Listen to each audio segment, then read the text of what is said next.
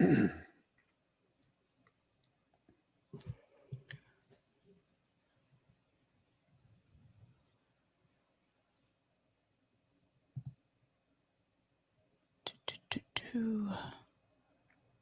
waiting on Rockfin. Go live. All right.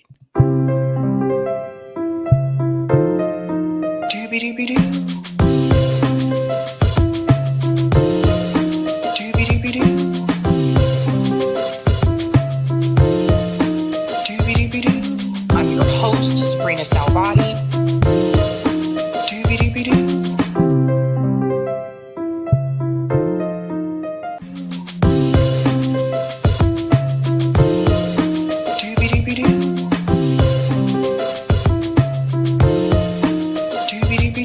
I'm your host, sabrinasalvati.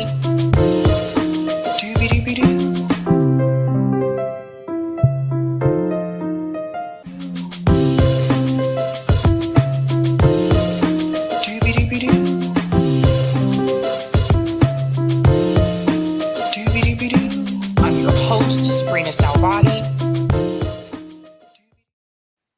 All right. Happy Friday. Welcome to Sabby Sabs podcast. I'm your host, Sabrina Salvati. My special guest tonight is Jon Stasevich. He is running as an independent for president for 2024. Welcome back, Jon. My pleasure to be here with you again. All right, Jon. So 2024, I told people this last night, I think is going to be wild in reference to the presidential race. We don't know if the Democratic Party is going to try to put someone up instead of Joe Biden. Like Joe Biden said he's going to run, but it seems like there's some feels there within that camp. Most Americans do not want Joe Biden to run again in 2024. You have decided to run as an independent. Please explain to everyone why you decided not to run in the two-party system. Well, there's a couple of reasons. Let's start with the fact that essentially they've been completely captured by corporate interest and the oligarchy. And so they've also captured the mainstream media. And so they also control the message. It's not surprising to me, or it shouldn't be surprising to anyone, that those politicians work for the ones that fund them and not for the benefit of the American people. So that's probably the first thing. The really big one, though, is the politics of fear and division. So I think Warren Buffett had said it best. He said, "This is a class war and my class is winning." And I believe him. I think others should too. The first casualty of war, any war, is always the truth. And the first rule of war, of course, is divide and conquer. So their politics of fear and division are very effective. And we were talking earlier, you could see, even amongst progressives, the kind of division that is taking place. People are blaming each other. They're disappointed. They're disgusted. They're angry. Their needs aren't being met. They know something is wrong. They can't quite put their finger on it. So the way I look at it, I think of our nation as like a big rowing shell. Imagine half the population on one side of the rowing shell and half on the other. So when you have the country divided right down the middle, half of them are rowing in one direction and the others are rowing in the opposite direction against them. So they're going nowhere, maybe down together. And then every other year or every other election cycle or a couple election cycles, the parties switch. So all the players in the boat switch. Some go to the front, some go to the back. Still, they row against each other and it goes nowhere. And so for, the last 50 years that I can tell, for the working class, things have only gotten worse. And we're working, despite our common interest, against each other and blaming one another. That's got to stop. No nation divided the way we are can possibly succeed. And so that is really the most dangerous thing of all for the American people. How do you feel about some of these issues? We would call them progressive issues. For example, if we go back to someone like Bernie Sanders, he was fighting for issues such as Medicare for all, give everybody health care in this country, issues such as free pre-K and free public college. How do you feel about some of those issues? Do you feel that those issues can be accomplished if you were president? Is that something that you would push for? Or do you feel like those issues are too far to the left, per se? Oh, not only can't they be accomplished, they should be accomplished because it's common sense. It's common sense. Every person I know, every human being, not just in our nation, but around the world, has basic needs that have to be met for them to be healthy, for them to be happy, for them to be a part of their community and productive, to give back to the common good, to manage their own life. You need health, you need proper nourishment, you need clean drinking water, you need clean air. So everybody knows this. And yet, we drive down the street, we see homeless people in the streets, whole cities, whole blocks of homeless people. We look the other way. So to me, everybody knows what the problem is. Everybody talks about the problem. I'd like to come with some solutions. So I don't particularly like the kind of healthcare system that Bernie was suggesting because I don't think it was comprehensive enough. We know that real human health means having good dental care, mental care if necessary, physical care, auditory if necessary, vision. These are basic health measures. So how can you expect to have a healthy, productive society to get along in this world if we don't get those basic needs met? So Bernie did light the fire. Of course, we know that in the end, Bernie walked back in and said he would support these parties that are corrupted and divide us. Wow. So, the American people, in my mind, have a real choice in 2024. They can continue to vote for those two parties that divide us. A lot of them believe we have only two choices. And I run into them every day. But guess what? As I talk to people across the political spectrum, I was in a chat room. Actually, it was on Twitter. What do they call it? Twitter Spaces. And there was a host there and a couple co-hosts who had rules that said, you have to be respectful. We're going to have an engaging conversation. And that particular night, it was about the Ukraine war. So that was the subject of the night. And we had people there that were Democrats. We had people that were nationalists, people that described themselves as Republicans, MAGA. So we had a full spectrum in the House. The discussion went so well that at the beginning of it, some people automatically said, oh, I'm not with you, John. I can't vote for you. But by the end of the conversation, people across that room said, well, when you get elected, will you, right? And so it goes to when you talk to people with dignity and respect, and when you listen, and when we talk about our common problems, the things that we all share, it doesn't matter where you're at in that spectrum. And when we can get to the point where we put our common interest above the wedge issues designed to divide us, well, that's when we can come together and actually get something done for our nation. In that healthcare, I believe that our healthcare system is, and I worked in it. I worked at 11 years. I worked at U of M on their neurology unit and their comprehensive stroke unit. The system has become a sickness management system because it's privatized. It has to make a profit. And So the medical professionals, as well-meaning as they are and as how wonderful as they are living in a system, and they're trained by the people that own a system to do things a certain way. And so instead of preventative health maintenance, which is the best way to go, we do a lot of interventions after the fact on things that are mostly preventable. Mm. So the cost, of course, is way up there. Now we're currently spending about $12,000 per capita. You could take Germany, France, the Netherlands, Switzerland, Japan, almost every other industrialized country in the world. They provide health care for their entire population from cradle to grave, and they do it for half the price. That means that we are spending $6,000 per capita more than they are. And if you look over a 10-year period, just by copying them, we would save $18 trillion every decade. 18 trillion. Our national debt is 31 trillion, right? What could we do if we took that 18 trillion and invested in our education system, which is now broken? Chris Hedges did a real great interview on that. And I certainly recommend that people follow Chris.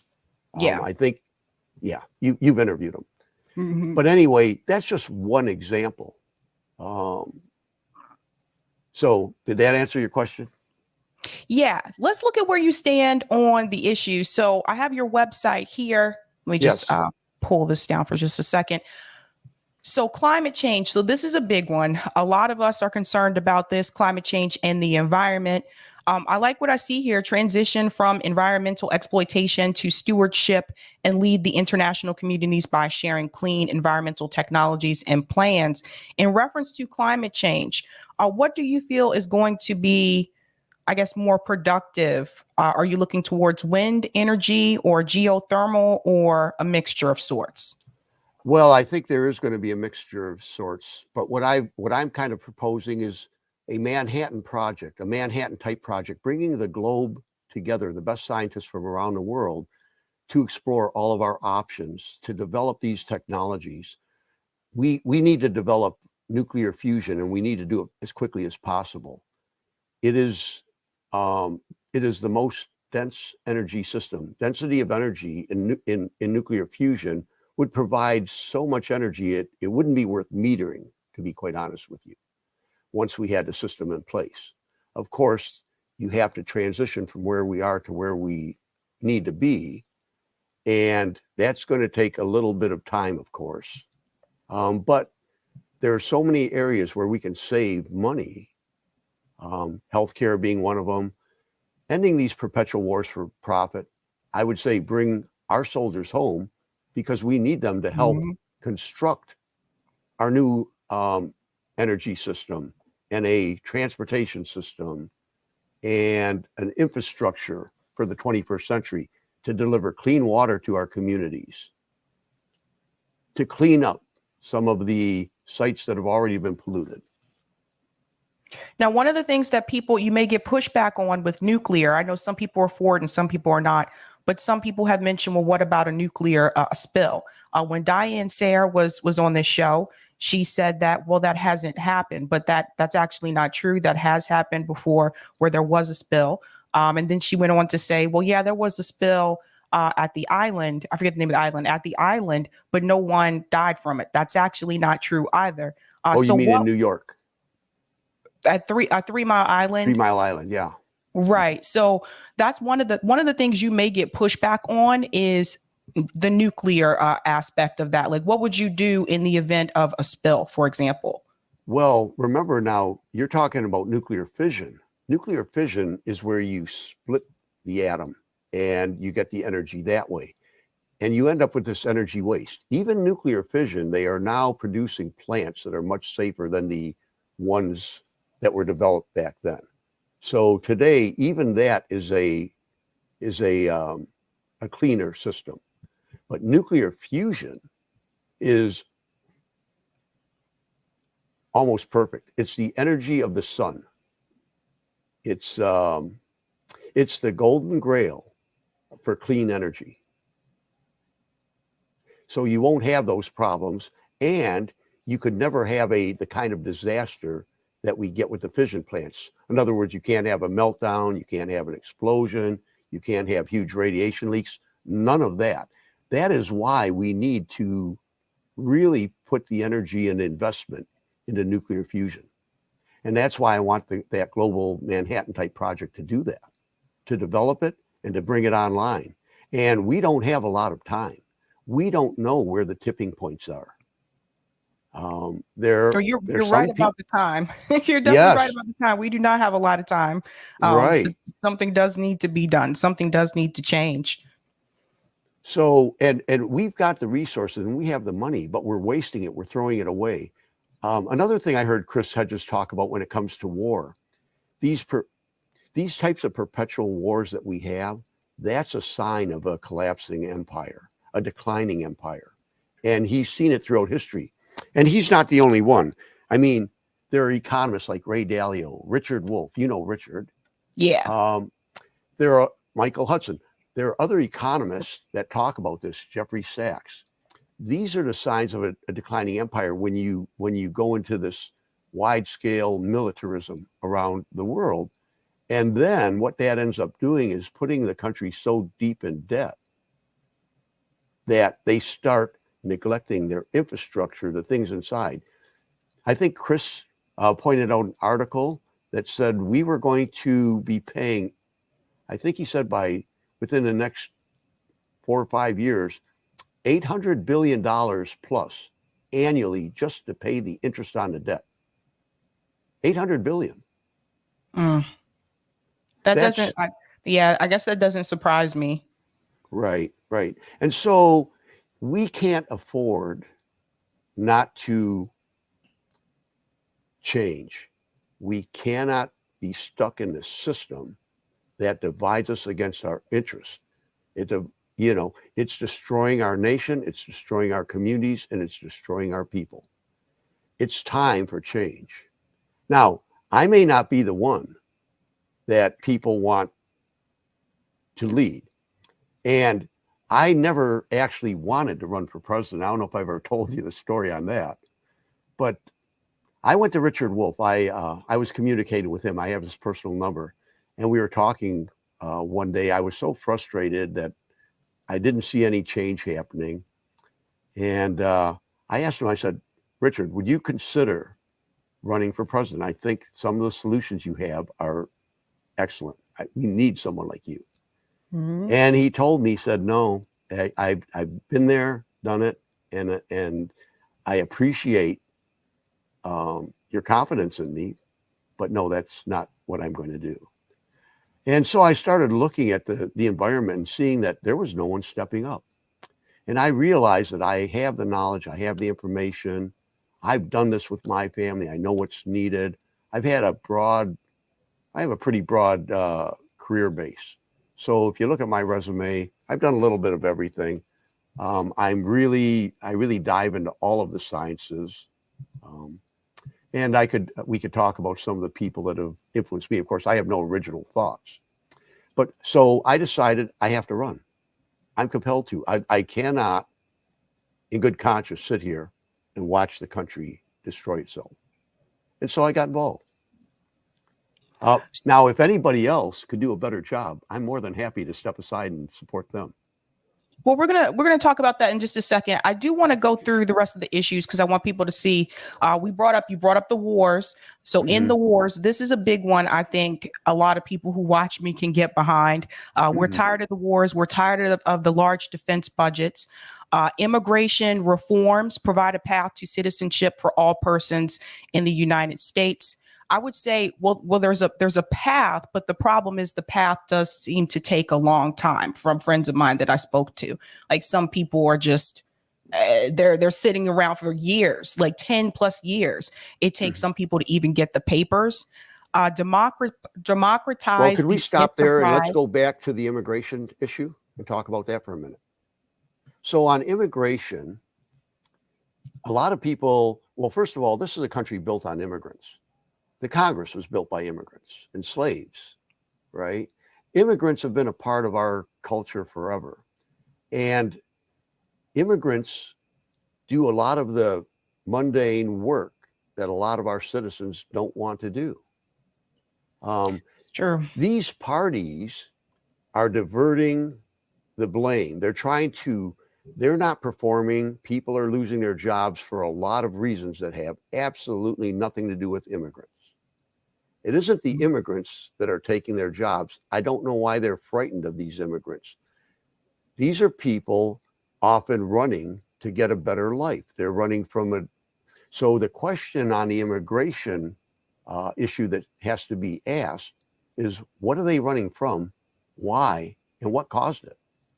And when you look at it that way and you go to the root cause, you find out it's United States foreign policy that's behind a lot of it. We go in and if you look at Michael Hudson, he's the one that explains this best. Investors want resources. These corporations need resources. And so they go in and they get into the political system. If things are not working in their favor, they go in and try first to bribe the officials. And when that doesn't work, then they start turning to other methods for removal. And if nothing works, they'll turn to the military, right? And so that's always their last resort. But the point is, our system is essentially causing a lot of the dysfunction in these societies. And so naturally, those people run. And the United States, we're a rich country. We've got a lot. So you could see why they want to come here. They can't get jobs. They can't support their families. And so I think, like with all of these issues, we really have to go to the root cause. And when we're a part of that, we need to end our destructive practices. And the fact of the matter is, we have to work together, cooperate, collaborate with our neighbors. That's the way to engage the world. And then the borders themselves, if you think about it, a lot of people feel, well, this is our country simply because we were born here. Some people feel they have more rights than others. All of these borders are all made by people. They're man-made. You look from space at the Earth, you don't see lines and borders. And so we've gotten a world that is divided, just like the people in our nation. And they're divided for the same reasons, because a few people make a lot of money based on the division. Well said. Okay, so another issue that you have is fully funded public education. That's another one that was big. That's big with a lot of us that came from like that Bernie movement. 100% agree. What's really important, I think, here that's key that you highlighted here, provide nutritious breakfast and lunch programs. I've always said this, that school breakfast and lunch should be free. Kids shouldn't have to pay for school lunch. It's a public school. Absolutely. I mean, in fact, I would say the same thing for people who go to work. You have to eat. Why wouldn't it make sense to have it's more efficient to do it that way. Well said. Criminal justice reform. This is another big one with a lot of us. Address the root cause of crime, which is poverty, reallocate community resources to develop integrated police and social services systems. Can you explain that, please? Well, I mean, it's quite obvious that we have policing issues in the country. When you have police beating, people to death for no reason other than maybe it's the way they're conditioned. So we've got this environment now where it's like a military police state. Everyone, if the only solution you have, if you're a hammer, the world looks like a nail. Well, to the cops, everybody on the street apparently looks like the enemy. And so when I was younger, our country wasn't like that. The police actually were servants of the community. It used to be on the side of some of the police cars that would say, "Here to serve." I think that's something we can change. And I think a lot of the police are very unhappy about the situation too. I don't think they really want to be in a situation where their communities are against them. They find that it's dangerous for themselves. Their families are in fear for their lives. And so we need to rethink the entire police department, the way we do policing, the way we do social services. But there's going to be a process. We can't just flip the switch and go there. We need better trained police. We need, and by addressing that first cause, poverty, we're going to eliminate the need for people to do some of the criminal things they do in order to survive. So we're not taking care of our people. Healthy people aren't causing problems in the streets. So you have to attack it from both ends. You have to treat our society in a way that they're going to be healthy and productive and not criminals. That's the one side of it. And then on the other side, we have to work with the police force. They need to be more, we need a professional police force. They need to be trained in human psychology. They need to be trained in not using excessive force on people. I think. I'm sorry, John. I Okay. have to push back on that. Okay. Police officers have had more training about those particular issues. Mm-hmm. And police officers, they know how to not use excessive force. They are trained to de-escalate situations.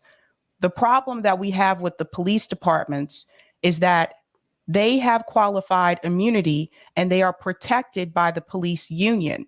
There's no accountability. There's a couple of examples where like Derek Chauvin, like he was held accountable, but honestly, had it not been for the mass protests, had it not been for that video that we saw across the world, Derek Chauvin probably would have gotten off too.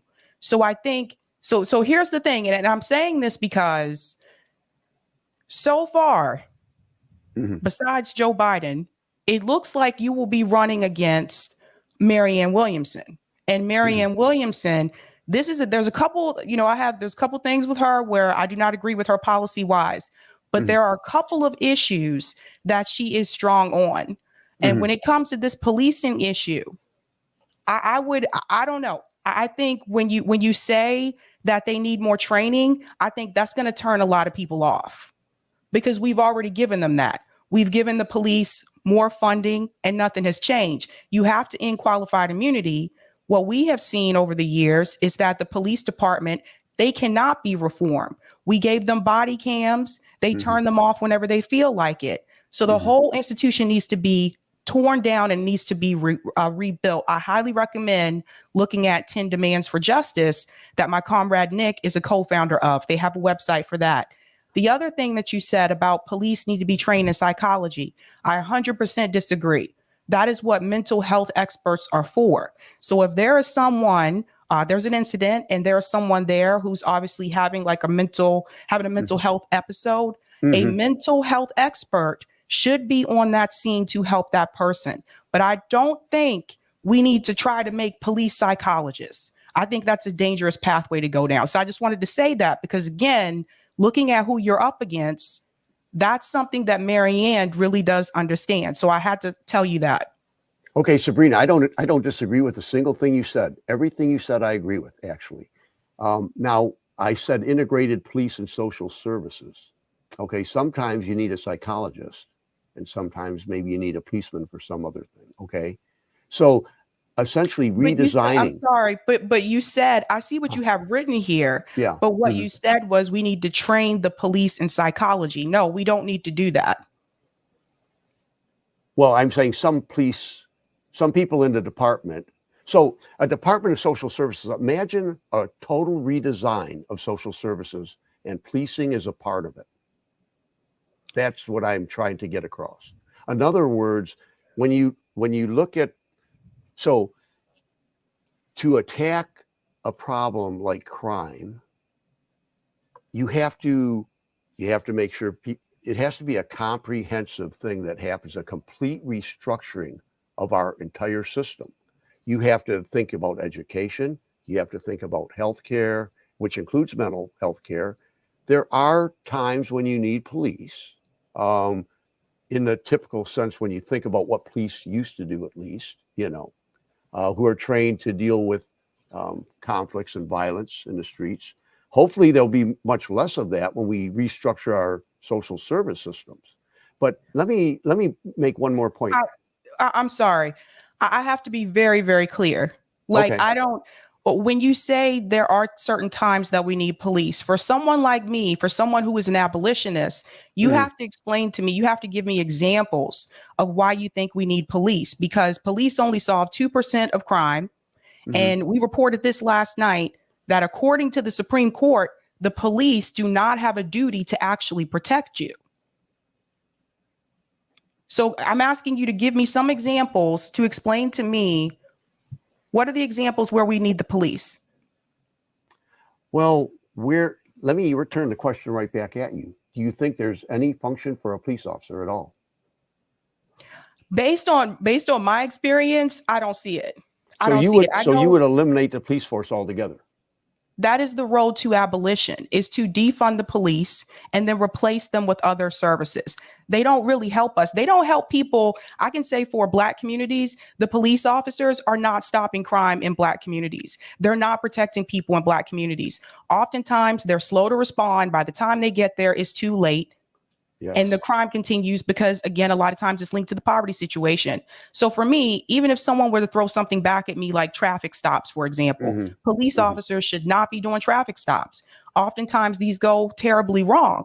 So the reason why I'm not trying to like press you, but the reason why I'm I saying like these that things, I like you to press me. I want you to press me. That's the what I reason why wanted I'm to. saying these things is because you will have to win over some of the people, a part of the police abolitionist community, and you're going to have to explain to them what you mean by some of the things that you have on your website here. So when I see something that says reallocate community resources, right? If I stop right there, to a lot of people, that's like, oh, he's talking about defunding the police. Is that what you're getting at? Well, I think we're going to reallocate a lot of those resources that currently go to the police. Yes, I think that'll end up happening. But let me say one thing before we But move. are you you have to be explicit with that, especially with that issue. Are you saying that we need to defund the police? Okay, let me try to answer it this way. So, websites, number one, I don't have all the answers. And that's what's different. Well, now you're going to go through this list one by one. And I do understand that there it is on my website. It says it right there. And I'll be honest with you, I don't scrub my website constantly. It's a document that changes. Here's what I want to tell the American people. I may have some ideas. I don't have all the solutions. I want open discussions. I want transparent, open, public discussions about every one of these issues because they're all connected. So as we go through these one-on-one, I have no problem if I'm looking for the best solution. I don't care who's right and who's wrong. I care about what's right and what's wrong. And if I don't know and somebody's got the answer, I'm interested. I want to hear about it. I want to talk about it. I want to discuss it. And if we arrive at several options, there may be, if we open the discussion, we might end up with 4 or 5 different options we haven't even thought about. When you bring all of the people in, and we have open public discussions, to assume that the one that we have right now or one group has is the answer and the only answer, I think is probably not the way we want to go. I think No, we need. but John, I'm sorry. It's a yes or no question. Are you saying, sorry, I don't know what happened there. Are you saying that we need to defund the police? This is probably going to be a question that's going to come up in the presidential election 2024 because it's still a hot topic. So you have to, is that a yes or a no? Well, I've got the same answer for that issue and for every other issue. I'm talking about a complete redesign of our social services. No, but John, are you saying you're that we looking need for a to simple defund the answer to a police? complex question? Yes, and if you are on a debate stage, if it gets to that point and you're on a debate stage, you have like maybe 30 seconds to answer that question. You're not going to be able to give me a paragraph answer. So people are going to be looking for a yes or no. So I'm Sabrina, asking, are you saying that we need to defund the police? I Yes will or not. no? I will not participate on a stage giving a simple answer. That's part of the problem, you see. But do you want to defund the police, John? See, you're not answering the question. If you're saying If you're saying the answer, if I say yes, is we automatically cut the budget of police, take it to zero and end it, and that's it, no more police, the answer is no. Okay, so you don't want to defund the police. Not That's that way. I don't know. I want to know what you mean by defund the police. John, I'm sorry, but like you're running for president. Like seriously, like defunding the police. Are you saying to take some of the resources from the police, take some of the money that is given to the police departments and put that money back into Black and brown communities? That's one option. What I'm telling you is any politician that comes and tells you he has all the answers and this is it, this is the answer, and if you don't do it that way, you're absolutely wrong. That is a politician you can't believe. Now, when you have a politician that comes to you and says, I don't have all the answers, what I want to do is open the discussion. I think there's a lot of options on how to manage this. And nobody that I know is so smart that they have all the answers on all of these issues. The best thing we can do is have an open, transparent public discussion. And then when we come back with several options, then we can go to the American people and present. These are the different options we've come up with. These are what the best minds we've invited everyone in. And this is what we've come up with. Here's option A, B, and C. We could put it in a referendum. Now, which one do you want? So you can't just talk about policing and crime as if it were something that existed all by itself over here. It's connected. There's so many connecting points to this. You've got to talk about comprehensive restructuring, just like think about a factory where you build a car.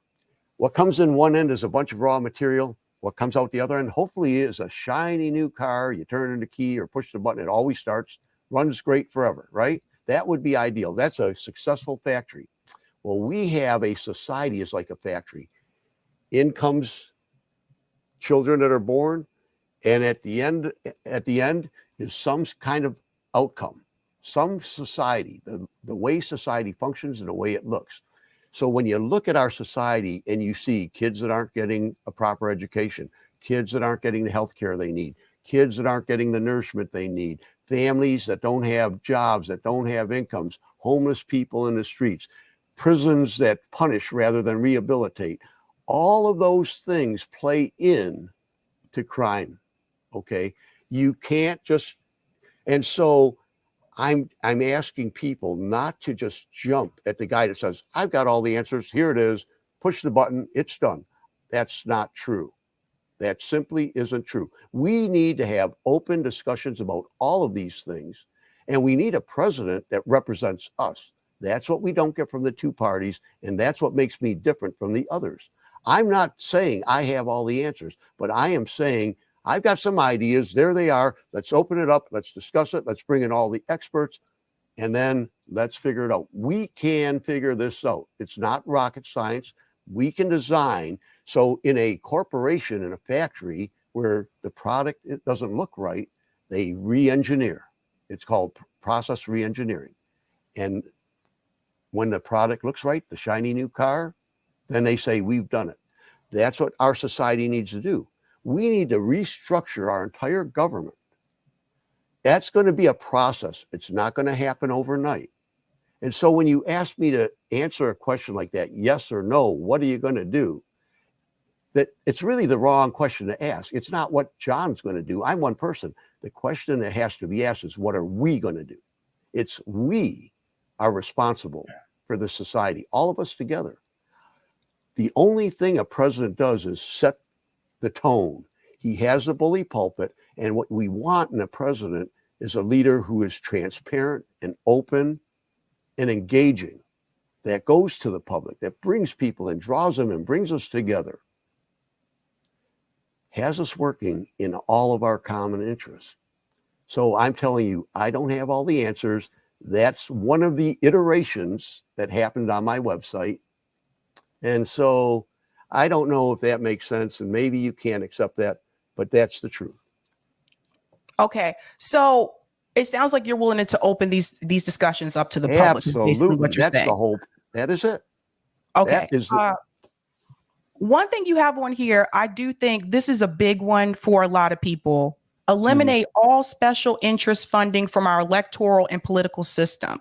Yes. Enact a constitutional amendment that says corporations are not people, money is not speech, mandate public financing of campaigns, enact federal protections and standards to ensure clean elections, automated national voter registration at age 18. Can we talk a little bit about this? So again, those are my ideas, but again, we're going to have open discussions. What I'd like to do if I were in the White House is I would bring every single congressman, every single senator into that office, and I would challenge them. First of all, I would have the information on where they're getting their funding from. Okay. And I'd look at their voting record and I'd put the two side by side and I'd put it in their face. And I'd say, it appears to me that you're working for someone else and not the interest of our people. And so what I want you to do is I want you to get the money out of the system. I want you to represent us. And that's how you get reelected. If you're not willing to do that, if I were to get in the White House, number one, I would have a very large base, 100 million people to put me there. I would tell them point blank, if you can't work for the people, I would ask you to resign. And if you aren't going to do that, I'm going to go into your district and I'm going to organize our voters, and we are going to remove you from office, and I'm not going to wait for the midterms. We are going to get a constitutional amendment that gets the money out of politics. And I'm also going to bring the ownership class, the people that own most of the large corporations. I'm going to bring them into the office, and I'm going to ask them, stop using your wealth and power to corrupt our political system. Stop it. Okay. I can't force them to do it. I'm not a dictator, but I'm going to expose those that don't go along with this. We are going to stop the corruption in our system. And if we have to remove everyone in Congress, that's what we're going to do. It's got to be, I can't do it by myself, but with a popular base that is intent on ending the corruption and having representatives that serve our family, we can do this. We can do this. John, really quick in reference to this, how do you feel about ranked choice voting? Because this is one of the reasons why independent candidates and third party candidates have such a difficult time getting into these positions, at least on the national level. Yeah. Well, I mean, I think I like ranked choice voting if our election system is going to remain as it is, but I think we have to overhaul that too. I think most of the American people don't even trust the darn system anymore. There's so much disinformation about it. So we have an electoral college system. Most countries don't have that. That's uniquely American. And so that's why we end up with presidents that don't win the popular vote. It happened with Bush. It happened with Trump. It happens quite regularly, right? The bottom line is it doesn't matter which of these two parties get in there, that we don't have representatives. So yes, we need to change. And again, here's an area where we want a public discussion. We can look at the best practices out there. We can look at other nations. We want a system that is auditable. We want it to be transparent. Anyone should be able to walk in and take a look at ballots and count them and know what the outcome was. You could have two auditing firms that you hire to come in and audit from two different sides, three different sides, four. They better all agree because it's just a matter of plain math. Now, of course, you have to have the voting rolls. I would suggest, my recommendation would be that when you turn 18, you're automatically registered. And if you don't want to vote, you drop out. So if you're a resident of the United States, you're already automatically in. Now, these are my recommendations. These are my thoughts. Again, I'm not saying I have the answers. I want to open the discussion. Okay, John, I have two more questions for you. So I've looked at this prior to one of the things I did notice, I did not see reparations as one of the issues on your platform. Would you be willing to add reparations for African American descendants of slavery? Yeah, absolutely. I don't know what that's going to look like exactly, but we know that the African American community, based on our history and what's happened, you look at the stats, and they've got about 30% of the household wealth as white families. We've got to fix that. We need to level the playing field. We need to treat. So there's a lot to that too. So I also want the government to be the employer of last resort. If our employers can't hire our people and give them good paying jobs so they can support their families, then I want the government to hire them. We've got so much work to do in this country on building our infrastructure. There is no reason we cannot connect a person that wants a job with a job that needs to be done. And our system isn't doing it. We need to discuss that. Okay. So I know everyone wants that easy answer. Are you going to do this? Are you going to do that? I guess the big thing is that we're going to get job one. We're going to get the money out of our political system. We're going to do it. We're going to unite and we're going to get rid of it. And once we have that, now we have a voice. If I end up in the White House, it'll be the first time in American history that this country has someone there that actually represents us, our families, our health, our well-being, our communities. And we're going to go beyond that. We're going to go outside of this country. We're going to engage the world, not through competition, conflict. We're going to start engaging the world collaboratively, cooperatively. We're going to build allies and we're going to help them with their communities. We're going to clean our own house here and then we're going to help others, because you can't be safe, you can't be secure if your neighbors aren't. Okay. I'm sorry, but going back to reparations, there's something I do want to point out. Again, we're looking at the 2024, landscape here. And again, Marianne Williamson has an exploratory committee. It looks as though she is going to run. And that is someone who is really, really well versed on reparations. It was the number one issue, a part of her platform in 2020. So if you agree with reparations, I would highly recommend, it's important that you have a plan, because she has a plan. Well, what I would do, I have a couple of YouTube channels. I'm going to invite Marianne on to have a discussion with me. I want her to educate me. If she's got a better plan. You would be her opponent. We're having a discussion. Listen, I'm not in it. This is not about me. I don't care whether I get to the White House. This is not about me. So this is about a movement. This is about transitioning from a system that doesn't work to a system that does work in a way that is democratic, where people have a voice. Okay. I don't look at the other people running for office as my enemy or someone I want to attack. If they've got a good idea, I want to bring them in and say, oh, let's work on this. And let's see if there's any other good ideas out there. But I think that's some of the criticism some of us had with Bernie Sanders. We felt like Bernie Sanders took that same type of mindset where he didn't really want to attack Joe Biden because that was his friend. And a lot of us felt like that was a mistake. And the reality is it's all calm and roses until the debates actually start to happen, until people are actually on the debate stage and you're actually fighting for the presidency. So at some point, you're going to have to be willing to take the gloves off, though. Well, you know what? So I don't operate that way. And I'm going to tell you why.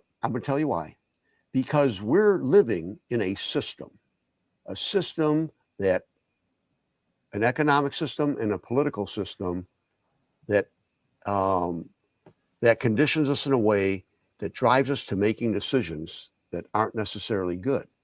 And so in the system, I've made mistakes. I've done things that weren't necessarily in everyone's interest because I felt I needed to serve myself. I had to take care of myself. I needed to survive. So when we're in a system like this, to blame individuals makes no sense to me. I don't want to blame individuals because they might actually be disgusted with the system themselves. They might actually become allies. What we want to do is we want to attack the system that drives people to do these crazy antisocial things. So I wouldn't go on a debate stage if it was set up by two corrupt parties and monitored by a corporate media company. That's a fixed stage. You know, I'll invite them to have a discussion, but I see no reason to walk into where they're going to give you 2 minutes to answer a complex question. Life is just not that simple. It isn't always black and white, and there's always options. The key difference between me and the other candidates that you're going to talk to is our approach to solving problems. I always want to go to the root cause. Okay, so here's the thing, though. The debate stage is important, though. I get what you're saying about it being owned by like mainstream media. I totally get that. But at the same time, even Jesse Ventura said on this show that was how he won. The reason why he was able to win is because he was allowed to debate. So the thing is like, I've heard a couple of things that scare me a little bit, like in the sense of, you know, not wanting to take off the gloves. Like I continue to say this till this day, Bernie Sanders should have went much, much harder towards Joe Biden. He did not. What a lot of us want to know is if we are going to participate in the presidential election for 2024, we don't want another Bernie Sanders. We don't want someone who's going to say Joe Biden is my friend. We want someone that's going to go in the ring and take off the gloves. And so what I'm asking is, are you going to be that person? Well, first of all, there's a big difference. Bernie Sanders was operating as a Democratic candidate in a Democratic primary election.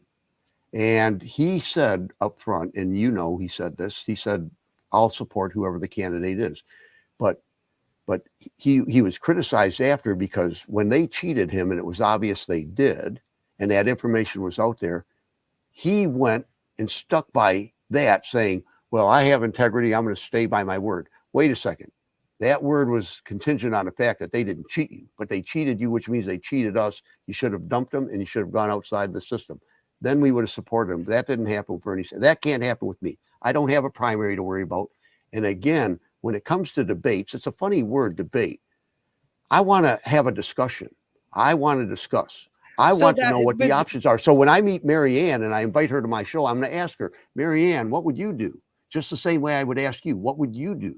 I want to know what are our options. There's not one path to solve any problem. In fact, even with the energy problem, there's wind, there's solar, there's wave energy, there's geothermal, there's nuclear fusion, nuclear fission, right?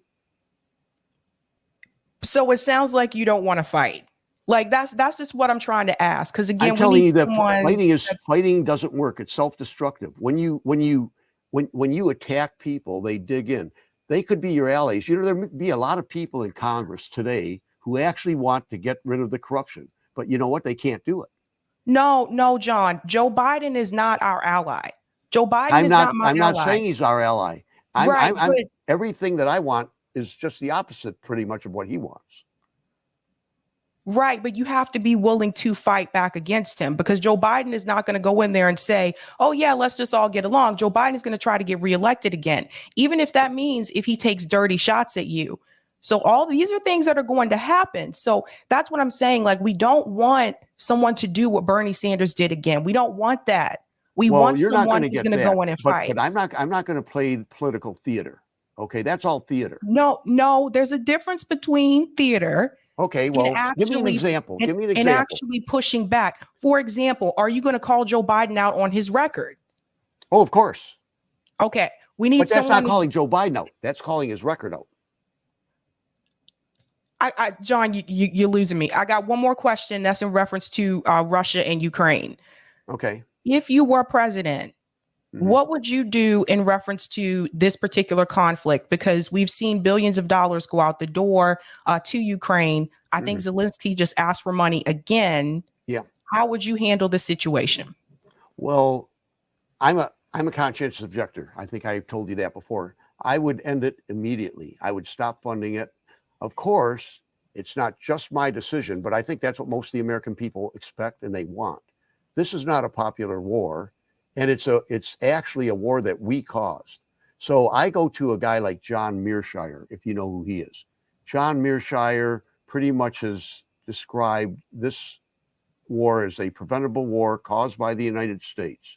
So no, I agree with Trump on this. I would go to negotiated settlement as quickly as possible, and I would stop funding it. Okay, that's good news. All right, Eric, could you be sure to put the link to John's website in the chat? And Jon, thanks so much for coming on. Please reach out to abolitionists about the criminal justice plan, and please reach out to ADOS groups about reparations plan. I'm reaching out to everybody, everyone. Okay. All right. Thank you so much. You're welcome. Thank you for having me on. Bye. Bye-bye.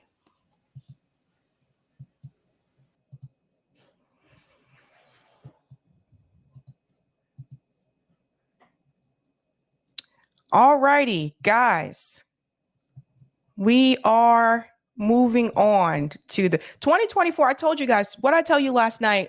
I said 2024 is going to be wild. Watch, there's going to be a lot going on. We're going to talk about another possibility that could be happening as well tonight.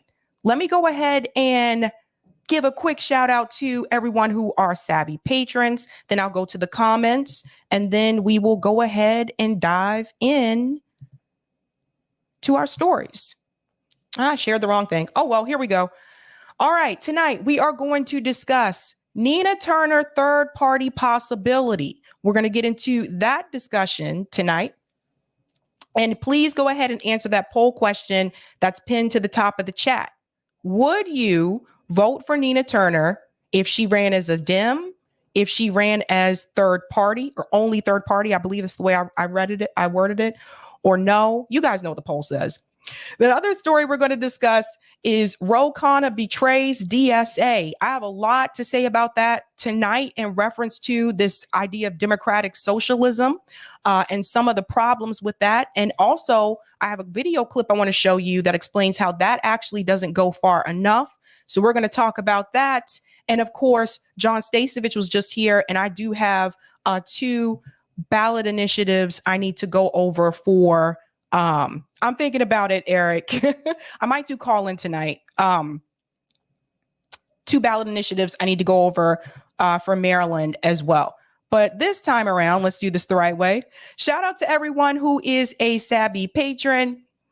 If you're interested in being a Sabby patron, I have 5 categories: members, Sabbies, Sabsters, Sabinators, and of course, the ultimate. All of their names are listed here. You can also see their name scrolling across the bottom of the screen. And I want to give a special shout out to a new Sabby patron. Over here, we call them newbies. Let's give it up for Yep X. Loving it. Loving it. Thank you. Thank you so much. You guys really do help me out a lot around here. So let's go ahead and go to some of the comments, and then we're going to dive into the story about Khanna and DSA and the future of socialism in this country. I think if you consider yourself to be a socialist, a progressive, a leftist, whatever, if you support a lot of these democratic socialist policies, you're going to want to pay attention to what happened. So we're going to get into that. But really quick, what's up, Mac? Says only if she runs in a third party or as an independent. Running as a Democrat is an automatic no for me. Thank you for that, Mac. Heidi says, nope, she dug her own grave when she went on the Humanist Report. We'll talk about that tonight. Shout out to Carrie. Thanks for the super chat. If we have U.S. citizen-owned utilities and resources, we can end poverty and 70% of crime goes away. Just a share of the oil and trees and electric and internet. Thank you so much for that. Thank you for the super chat. Super Seamster. We must finish the FBI, FDA, CDC, DOJ, CIA, IRS plus. And shout out to YepX for becoming a new member. Whoop, whoop. YepX is doing the thing tonight. Thank you for this super chat as well, YepX. What about the FCC and codifying net neutrality? I didn't get a chance to ask that question, but that's a good one. I can run that by him though. And thank you for the super chat, Nixie Pixie. How are you going to get money out of politics? I think he answered that. What he was saying was like he would approach the congressmen and women and tell them that they need to basically get rid of their donors and be grassroots funded. And if they're not willing to do so, he basically said that then he would get rid of them. He would call for them to resign. Thank you for the super chat, RB. Yes, but only if she's for a revoke of 1925 Carroll versus U.S. I believe that's in reference to Nina Turner as well. All right, let's get into this story. It has been an interesting week. So the Democratic Party, particularly those in Congress, have been up to something, and I don't think you like, or you're gonna like, what they've been up to. There was a bill that was proposed to denounce the horrors of socialism. This bill was presented by a Republican member of Congress, and yet, for some reason, there are some Democrats who supported this bill. Let's go ahead and get into it. Now, this is coming from Insider. 86 House Democrats voted against a GOP proposed resolution denouncing the horrors of socialism. You can't make this up, you guys. This is what they're spending their time doing. The House passed a resolution on Thursday denouncing the horrors of socialism. The resolution, a largely symbolic gesture, was met with eye rolls from many in the Democratic Party. The socialism resolution is useless. It does nothing. It does not matter, said one top Democrat. We'll see about that. Let's get into it. Most Democrats joined every House Republican in voting for it. So remember, voting for it, that actually means they support denouncing socialism. The resolution was sponsored by Cuban-American Republican Rep. Maria Elvira Salazar of Florida. It is a part of a series of messaging bills teed up by the new Republican majority, with each chamber of Congress controlled by opposing parts. The chances of getting bipartisan legislation to the president's desk is slim. The 3-page bill lists a number of facts, including death tolls from the historic events such as the Great Leap Forward in China, before declaring that the U.S. is founded on the belief in the sanctity of the individual, to which the collectivist system of socialism in all its forms is fundamentally and necessarily opposed. Let's highlight this point. This is the piece here that I want us to pay close attention to. I want you to see what they're saying. Socialism in all of its forms is fundamentally and necessarily opposed. What does that mean for some of these democratic socialist policies? What does that mean for something like Medicare for All? What does that mean for something like universal pre-K or free public universities? Socialism in all of its forms, it says. I think this is the question we need to be asking. What is this going to mean in the future? Let's go on. The bill, largely designed to split the Democratic caucus, was met with a variety of responses from Democrats ahead of the vote. New Dems strongly reject socialism, period, said the leadership of the moderate New Democrat coalition in a statement on Wednesday that called on House Republicans to set aside political games. Democratic Representative Jim McGovern, oh, Betsy, if you're still in the chat, here we go. Jim McGovern of Massachusetts, the ranking member of the House Rules Committee, also denounced the resolution during a floor debate on Wednesday. The socialism resolution is useless. It does nothing. It does not matter. Are we talking about public schools? Are we talking about roads? Are we talking about Social Security? I mean, give me a break. In a brief interview with Insider at the Capitol on Wednesday, Salazar defended the merits of the resolution. I think it's the best resolution that has ever been presented before the United States Congress. Our youth are being penetrated by this ideology through media and academia. What does this mean for people who are educators at these universities now? What does this mean for someone like a Professor Richard Wolff? Someone like a Michael Hudson? What does this mean for these people? What does it mean for people in media who have this ideology? What does it mean? Are they going to come after professors who are teaching about socialism? Are they going to come after, and they already do in some ways, come after journalists that are talking about socialism? What does this really mean? Kit, hello. Hello. Now I want to show you the bill. Let's look at it. We're going to do a roll call. So it's H. Con Res 9. Roll call. 328 voted yes. 86 voted no. 14 voted present. And then there were 6 that did not vote.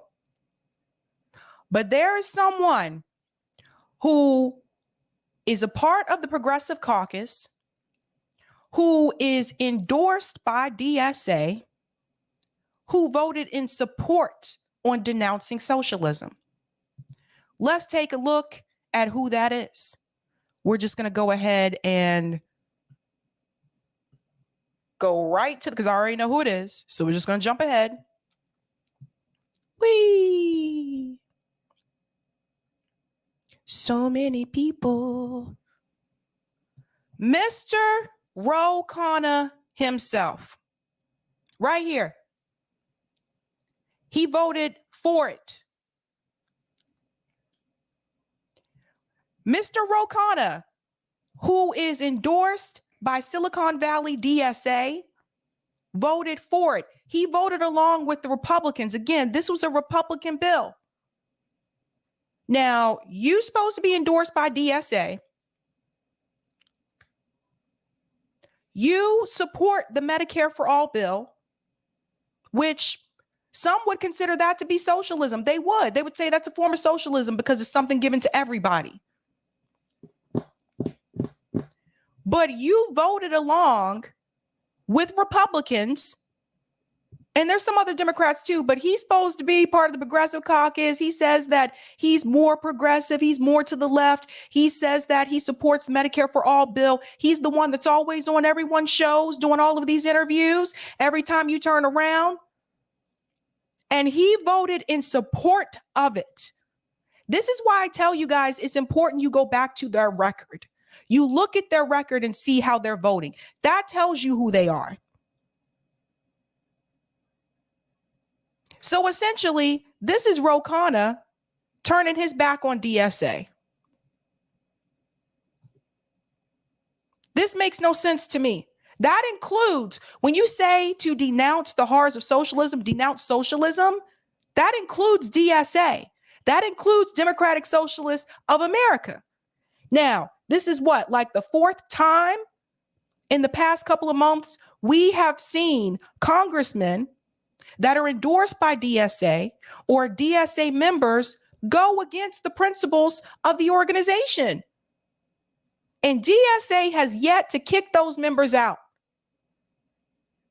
So at this point, you have to start asking, and if any of you are watching, if you're a part of DSA, you need to bring this up in your chapter meeting.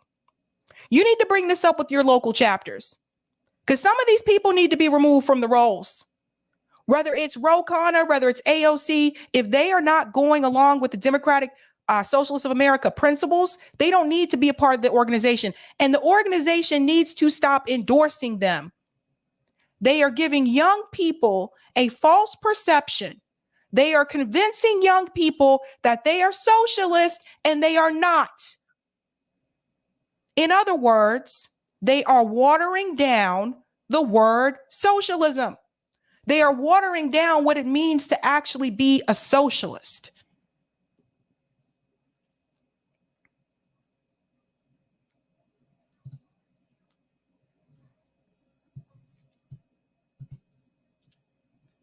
There is a problem with DSA.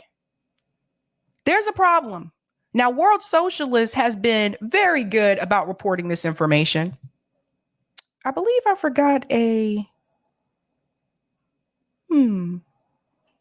forgot something. I'll bring it back up later. Let's go back to World Socialist. World Socialist they've been on it in reference to DSA.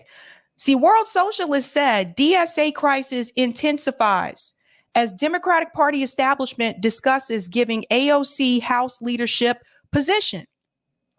This article was written January 29th of this year. Listen to this. The political essence of the developing crisis within the Democratic Socialists of America is coming into sharper focus. It is a crisis within the Democratic Party and the political establishment as a whole, which further exposes the DSA role as a cog in the reactionary dynamic of the capitalist two-party system. Pressure within the DSA has been building up for some time, but it broke out in the open earlier this month when several members of the DSA National Political Committee walked out of the committee's meeting to delay the NPC majority decision to hire a Democratic Party staffer as the organization's electoral director. The real issues involved, however, are far more profound than the question of staff. The division in the leadership reflects growing concerns over the fact that the DSA is too exposed by its congressional representatives' votes to fund and escalate war against Russia and to illegalize a potential strike by 120,000 railroad workers in the U.S. The DSA lost over 10,000 members in the last year as it has been increasingly exposed as nothing more than a faction of the Democratic Party.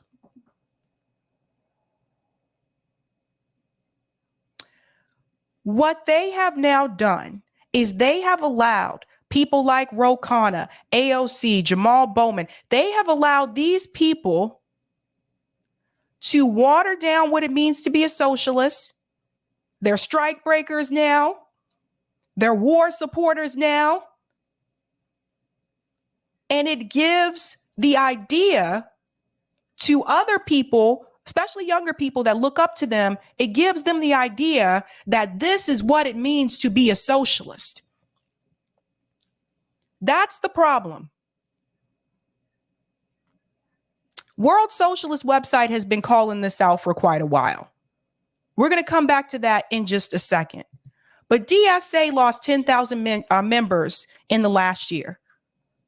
And I believe it is because of the actions of the members that they have in Congress, not following those principles.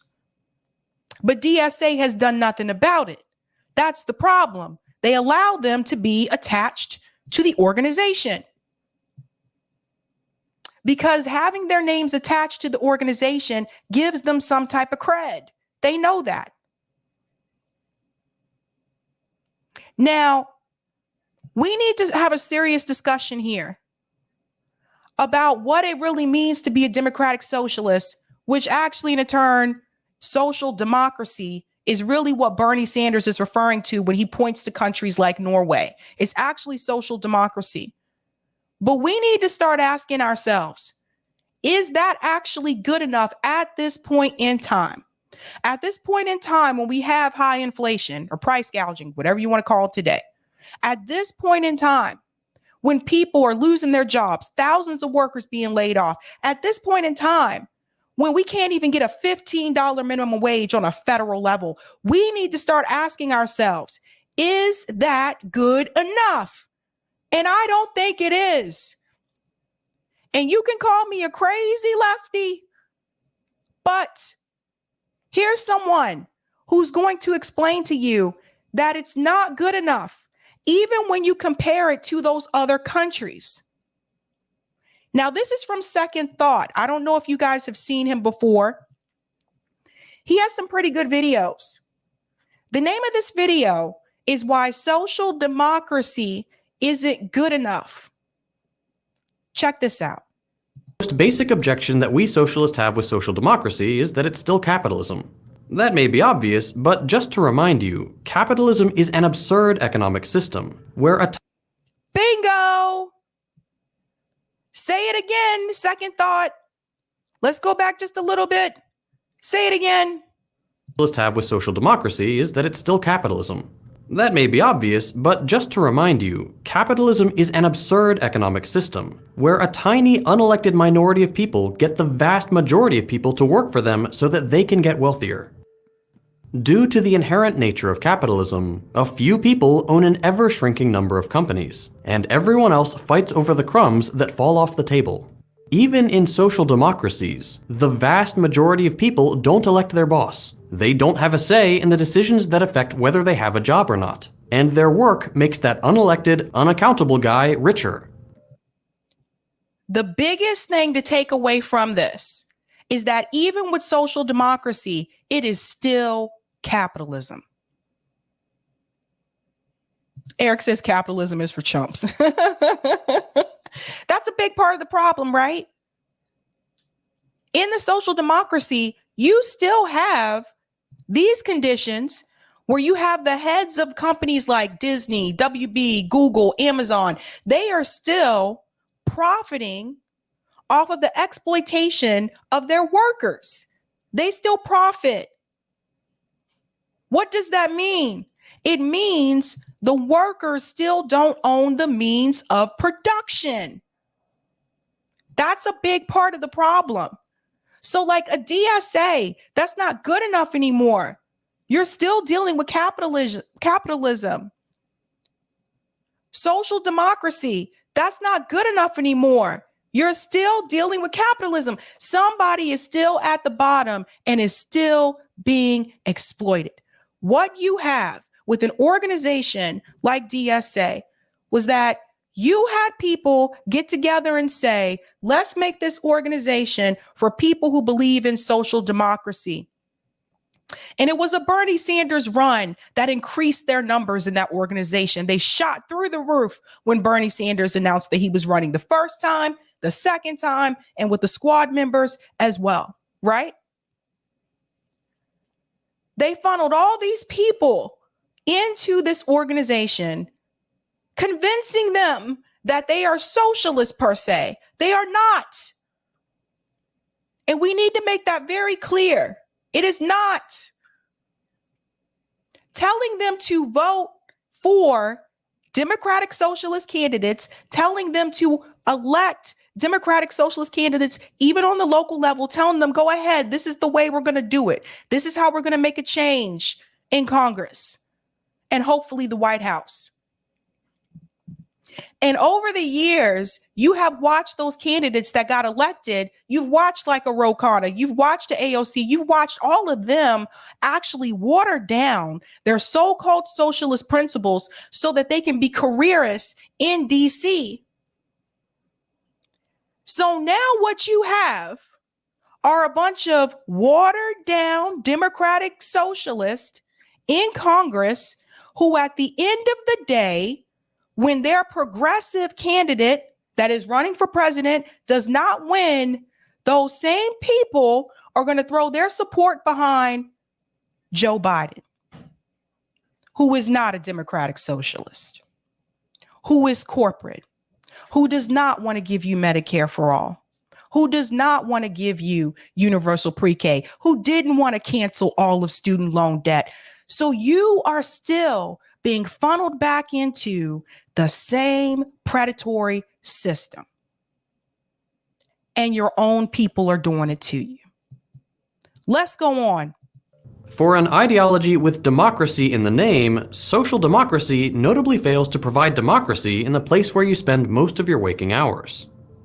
High unionization and tripartite negotiations between the state, capitalists, and labor make that better than under a pure laissez-faire approach, but they still only balance the scales between the one guy at the top of the company and the 99 people who work there. They don't See, the people at the bottom, they still don't have any power.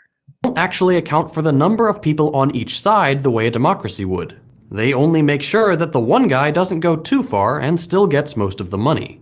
And regardless, people in any capitalist society are bound to the profit motive. So the decisions workers make in this marginally better situation, even if they had full democratic agency, still need to produce a profit for their company and their economy.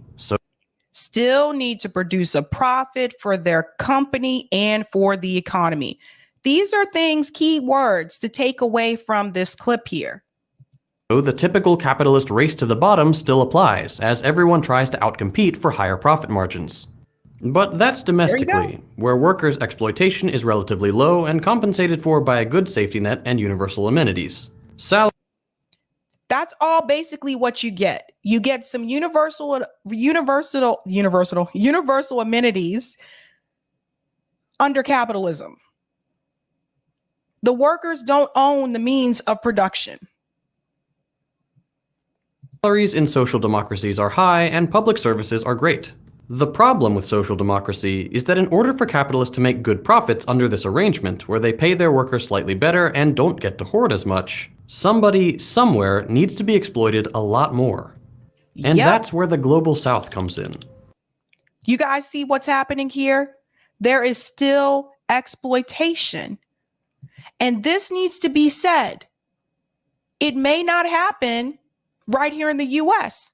If the whole country was a social democracy, it may not happen here, but it would happen to another country. And most of the time, it's places like the global south that are hit with that. For social democracies to provide their citizens their high standard of living and capitalists their profits, the global poor need to be taken advantage of. Let's talk about H&M for a second. H&M is a Swedish brand known for shirts that say stuff like, "My other car is Bing chilling," and shockingly, other horrible decisions. H&M is of course the second largest fashion retailer in the world, with profits in the billions of dollars. And to achieve that status, the company relies on the cheapest labor it can find. Its wealth is built on the extremely polluting fast fashion model, which is the clothing world's version of planned obsolescence. It's been found guilty of greenwashing on multiple occasions, contracts from factories that sure do seem to catch on fire a lot, and of course it doesn't pay its workers a living wage. Something it promised to do back in 2013 when people found out, but come 2018 when H&M said it would have sorted all this out, the company hit us with the classic freshman year economics, what even is a living wage? No, really, the company said there is no universally agreed level for living wages, and then it kept paying its workers like garbage. I'm using H&M as a recognizable example here, but this kind of behavior is by no means unique to this brand. The problem with social democracy is that Swedish workers would never be treated the way H&M treats its workers in the global south. That's right. That's a big part of the problem. Go ahead and smash that like button, guys. The people in the global south working for that same company, they are going to be paid less, have harsher conditions. This is one of the reasons why social democracy is not good enough. But it's okay with it happening to workers employed by a Swedish company somewhere else in the world. And thanks to the fact that it does, people in Sweden get cheap clothes, and the taxes on the company back home allow the government to provide great public services. See? Now, this isn't different from any other capitalist country, mind you. So basically what happens, guys, is maybe they may not have as much exploitation in their country, like in Sweden, but it's because they're exploiting people in another country. Another reason why social democracy is not enough. Not a problem unique to social democracy, and that's the point. Social democracy is built on the principles of justice and egalitarianism, but the fact that it benefits from exploitation and imperialism, particularly of this kind, shows the limits that a social democracy runs into when it agrees to follow the rules of global capitalism, which it And that's the imperialism piece. has to. Like other capitalist countries, in order for the line to consistently go up, wealth needs to be extracted from poorer countries. If you want to learn more about that, I did a whole video on it a while back, and the Marxist Project also has a really great summary of the different ways capitalist imperialism works. Yes, that's another, guys, follow that channel on YouTube called the Marxist Project. They really do break a lot of this down. I've seen some of their videos. But this imperialism, how many of us say that we're anti-imperialists? How many of us say that? Well, technically, what he's telling you is you can't really be anti-imperialist if you're a democratic socialist. If you support social democracy, because they're still exploiting other countries or taking resources from other countries so that people in their country can benefit and have those universal programs. This is a wake-up call to some people, but I think, you know, those of us at RBN, we've been saying this for a while, that this is not enough. It's still operating under a capitalist system. So it's like, I don't know, democratic socialism. It's like you're picking up the bowling ball and you're throwing it down the alley, but you're not hitting no pins. It's only getting halfway there. You want to knock down the pins. If you're going to knock down the pins, you have to go full socialism. You can't go halfway because you're still under capitalism, boo. You're still under it. But let's shift the focus back to the domestic situation. Another reason that socialists aren't social democrats is because in social democracies, the power of the capitalist class must always be catered to or society suffers the consequences. Under social democracies, progressive politics aren't gains made by the working class, but concessions granted to them by the ruling capitalist class that can be taken away at any moment. Did you hear that piece? The progressive policies aren't gained by the working class. He gives an example. That's because under social democracy, capital retains tremendous power, which it can use in things like capital strikes. A capital strike, like a labor strike, happens when capital refuses to work. Except capitalists don't actually work, so really a capital strike is when capitalists refuse to invest, sitting on their hands and piles of cash, and or deciding to move their capital to another country in what's called capital flight. Because social democratic societies protect the sanctity of private capital like all capitalist societies do, meaning that they are very apprehensive of expropriating capital even in times of crisis where literally one person can screw over hundreds of others, social democracies are incredibly vulnerable to backpedaling. When capitalists get a whiff of progressive social policies that could hurt their bottom line, like an upcoming set of nationalizations, minimum wage increases, a shortening of the work week, more holidays, public health care, or anything else that makes life better for everyone but makes big companies less money, capital just sits it out and sends the economy into a tailspin. Exactly. Didn't we see that happen during the pandemic? Let's go on. Suffice it to say that governments would prefer to avoid this situation. So progressive legislation is curtailed before it's even started. And in the cases where social democratic states take the gamble and capitalists respond with a strike, social democratic governments find themselves unable to take control of the production process themselves and are forced to appease capitalists by screwing over workers and imposing austerity politics. Don't you see that happening right now? Isn't that similar to what just happened with the railroad workers? Here we go. What's great about this process from the capitalist point of view is that it happens almost automatically. In a capitalist economy, the government always has to make sure that its economy is hospitable to profit-making and therefore investment. This means that capitalists don't necessarily need to be occupying government positions or even be conscious of what they're doing. They just need to know that if the government does something they don't like, they can put their money elsewhere or stop investing. And the government knows that if it does something that lowers investments, their economy might suffer. Each actor can act with relative autonomy from one another, but because they are doing so within the same set of rules, maximizing profits for the capitalist class, they'll often naturally come to an agreement that keeping poverty around and forcing people into mind-numbing work most days of the week and most waking hours of the day is what's best for the economy. Add to that fact that capitalists can influence the government more directly by becoming elected members within it comparatively easily, financing the campaigns of people who are friendly to their interests, or owning mass media institutions that parrot their talking points, and you realize how vulnerable social democracy is by keeping capitalist power around. Not to belabor the point, but 1% of people holding the other 99% hostage by threatening to stop financing the economy when things don't go their way isn't democracy. That's right. In contrast, the socialist response of running the economy without capitalists by bringing investment into democratic hands avoids this problem domestically. Socialists still run into the problem of what to do about international capital, but this is something that can be solved by the collaboration of multiple socialist economies, so it's not insurmountable. Social democracy, however, has neither the domestic nor the international means to respond to a capitalist backlash. Please check out this entire video. I didn't start it from the beginning. It's called Why Social Democracy Isn't Good Enough. Again, this is by Second Thought. If you guys don't follow him, follow him. He has a lot of good videos. JB was the one who introduced me to this channel, but Second Thought, and check that out, because this is one of those things that I've said before.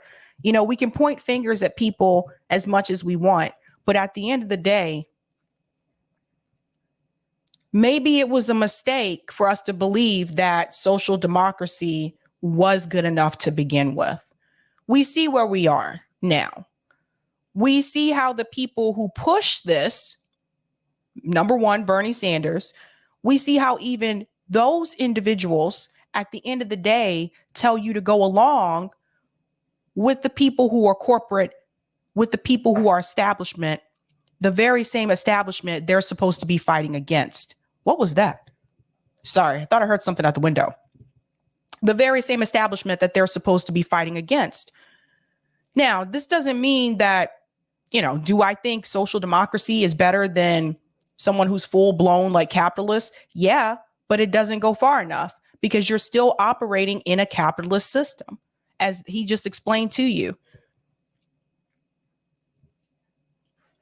When we look at what just happened with Khanna, voting along with Republicans to say that socialism is a horror, to condemn socialism, denounce socialism, basically. Someone who is endorsed by DSA. When we see squad members becoming strike breakers, not going along with the railroad workers, the people that they're supposed to be there to fight for, the working class, I think what we have to realize is that they were never really a part of the best option to begin with. They were a part of an option that still wants to operate in a capitalist system, an option that wants to put guardrails on capitalism and not so much demolish capitalism. And it was a couple of years ago, we decided to stop letting someone drive our bus. We decided to stop letting ourselves drive our own bus, I should say. What do I mean by that? Before Bernie Sanders' first campaign, we were driving our own bus. We were the driver. Bernie Sanders came along. We picked him up at the bus stop, opened the door. He got on the bus, kicked us out the driver's seat. We became passengers on our own bus because we let Bernie Sanders take the wheel. And he was driving us through this progressive movement, right? He was supposed to lead us to the victory to get these progressive policies passed.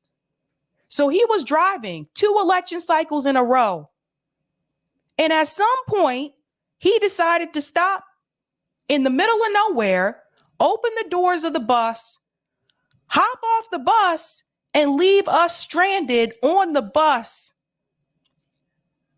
And so You see the left looking around saying, what do we do? Our bus driver left us. We're stranded. If you haven't figured this out yet, or if you're still trying to figure out what to do, you need to get up out of the passenger seat. You need to get back in that driver's seat and drive your own bus again. And then you won't be stranded anymore. And I really look back at it and I think that was the problem. We let him drive our own bus. For some of us, we didn't do our own research. I did not do as much research about social democracy as I should have. And I should have. We allowed ourselves to be convinced that people like AOC and Rashida Tlaib and all of them, that this was the best way to go. And it really isn't, because you're still operating under capitalism. So what can we learn from this situation, people? We need to make sure that we don't let anybody else get on our bus, kick us out the driver's seat, and make us a passenger on our own bus again. That should never happen. So I think some of us are sitting around waiting for someone to do something. Some of us are waiting around saying, who's going to be the next Bernie? Who's going to be the one to step up and do it? Maybe we should just do it. Maybe we should stop looking for someone else to help, for someone else to take charge.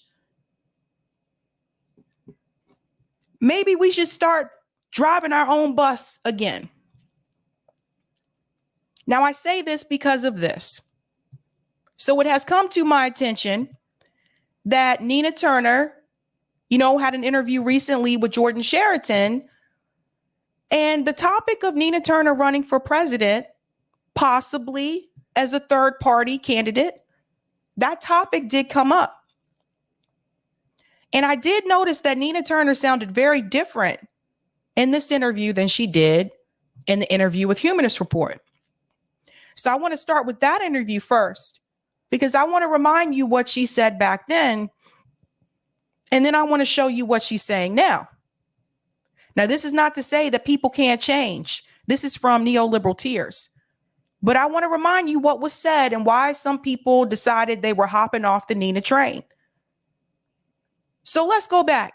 Understand it. It's okay to be disappointed, but the squad is ultimately the best that we have in terms of being able to push an agenda. And what that means is that you might not always agree with the methods. I need people to understand that when you are on the inside, it doesn't mean that you are selling out. I know they've gotten a lot of pressure, but they are the ones up there holding it down. They're pushing as hard as they can. And just because things are not going exactly the way, just because they're not using the exact tactics that some in the activist community want them to use, that doesn't mean that you throw them away. Because guess what? If you're throwing away members of the squad who are our best opportunity to get what we need, and also some members of that progressive caucus, then you're not going to have anybody there. So if the prerequisite, in summation, if the prerequisite for relationship means that I have to do, or the squad has to do everything you say, the way you say do it, then there's not much of a relationship at all. And that you're going to be disappointed. Hell, they're going to be disappointed with me. Yeah, and that was the line right there that rubbed some people the wrong way. I agree with you, Anthony, because that did not age well. Remember, this was before the squad became strikebreakers. But now Nina Turner does sound different. And I want to play this because I think this is the Nina Turner that I think people thought that they were getting when she ran for office. So I want to play some of this. I'll comment in between, and then we're going to take a look at that poll because I'm curious to see what you guys said. I didn't peek at it this time. I usually peek at it before I go live. I didn't. But let's get into it. Consider running as an independent rather than in the Democratic primary if you ran. I would consider that. Absolutely, I would. All options are on the table. I know you're going to be mad, but hey, have to follow up. Obviously, a couple months after that, maybe emotions are less raw. But I think whether you run or not, clearly you feel it. The progressive movement is a little bit in the wilderness right now. It's looking for leaders. It's looking for somebody to challenge what seems to be a continuation of the same old, same old. Have you decided on what you're doing next? Are you considering running? And if so, how would you do it? I haven't made any decisions yet, Jordan. You didn't have to do that, although I knew that you would, knowing you the way that I do. You didn't have to do that, but you went there. No, I haven't made any decisions, but you are absolutely right. If we continue on this course, not much is going to change. What this Congress and this president, by way of example, did to the rail workers to chill everybody, every worker in this country. They came for the rail workers, and that they are the personification of every other worker in this country. Voting rights went nowhere. George Floyd Policing Act went nowhere. Didn't I tell you guys before the breaking the railroad strike? That was the big one for people. I know people that were AOC stands. When that one happened, they said, nope, can't do this anymore. Act went nowhere. They let the child tax credit expire after pulling children out of poverty. You catapult them right back into poverty. They letting companies like Moderna get away with highway robbery, literally. That drug, the drug that we use for the COVID vaccination was created by the taxpayers' dollars, but yet these fools are going to get a chance to up the price to $130 when it costs $2 and some change to make, and they were only charging the federal government about $26. They are allowing, through the lack of pushing public policies that change material conditions, this kind of suffering to go on. And so, yeah, somebody got a challenge, or a group of somebody's have to challenge. And you're right, the progressive movement is in the wilderness, and they can't be there too much longer. And it does. Did you guys hear that? So I think this is the first time, correct me if I'm wrong, but I think this is the first time I heard Nina Turner say that publicly, that the progressive movement is in the wilderness. And it also kind of sounded like, even Jordan during this interview, it kind of sounded like he was starting to acknowledge some of these things too. Why do you think that is? Why do you think that now some people are, or maybe not so much that they didn't acknowledge it before, but that they're doing so publicly now? Why do you think that that's happening? You can't just say it's because of Jimmy Dore. I don't think it's just because of Jimmy Dore. I think a lot of people are tired of doing this strategy. And I think more people have been more vocal about it. I'll say that. Let's go on. Was called on people, not just one person, Jordan, but a group of people who have the type of courage to continue to challenge the system. And part of challenging that system is actually running for that seat. Another way to challenge the system is to keep pushing for third parties in this country, ranked choice voting and other things that we could use as tools until we get there. The vast majority of the voters, as you know, Jordan, you have reported on this in the past, do not subscribe to the duopoly. They don't. I mean, right there for a minute, Nina Turner sound like me. To push for third parties.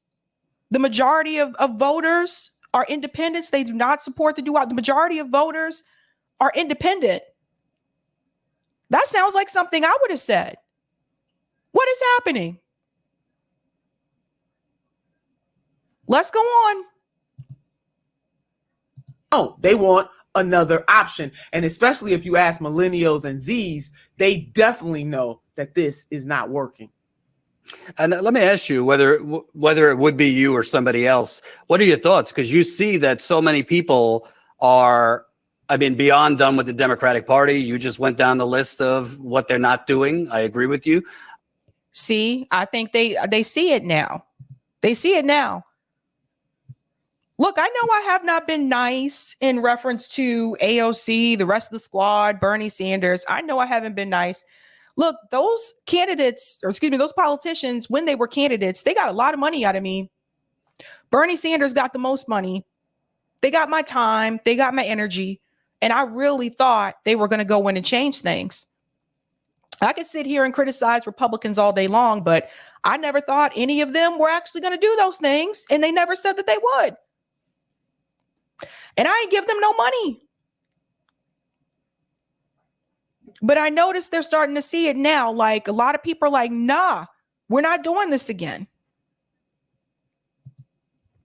Do you feel that, not to say nobody should ever run as a Democrat again, but do you think if you were going to do it, do you put any stock in the idea of, listen, the odds are very long that a third party candidate on this day could win the presidency, but somebody needs to start that movement on the presidential level. What do you think for that argument that we're never going to do it if nobody tries, but we know what will happen within the Democratic Party?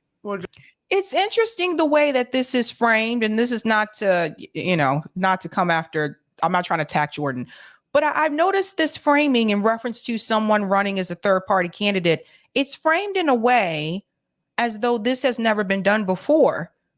And it's been done. Jill Stein, Ralph Nader, Ross Perot. Ross Perot probably got the closest to actually making a real change because I think he did hurt George H. Bush.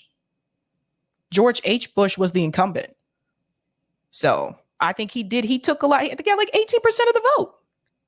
18% of the vote, right?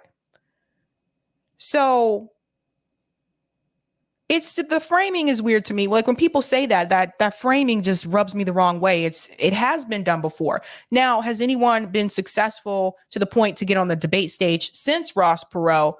Well, no. So maybe they mean it in that way, but it's weird. It's kind of weird to me when people say start a third party because we have third parties.